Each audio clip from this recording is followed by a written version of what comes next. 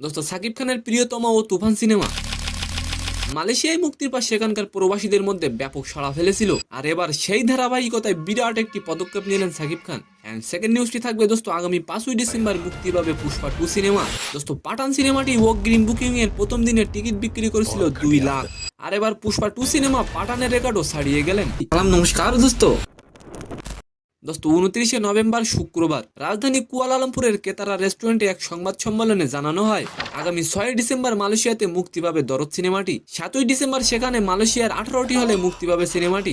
দোস্ত সাকিবের দরদ সিনেমাটি আপনার কাছে কেমন লাগে অবশ্যই কমেন্ট করে যাবেন। দোস্ত এর আগে সাকিবের পরপর দুটি ইন্ডাস্ট্রি হিট ছবি তুফান ও প্রিয়তম মালয়েশিয়ায় মুক্তির পর সেখানে বেশ ব্যাপক সাড়া ফেলেছিল। দোস্ত ইতিমধ্যে দরদ সিনেমাটি নিয়েও ব্যাপক আলোচনা হচ্ছে মালয়েশিয়ায়। তাই সংশ্লিষ্টরা ভাবছেন এর আগেও যেহেতু সেখানে ছবি ভালো ব্যবসা করেছে, দরদ সিনেমাটিও যদি মুক্তি দেওয়া হয় তাহলে ভালো ব্যবসা করবে। দোস্ত এদিকে দরদ মুভিটি 2024 সালের ওপেনিং ডেতে মাল্টিপ্লেক্সে সর্বোচ্চ টিকিট বিক্রির রেকর্ড গড়ে।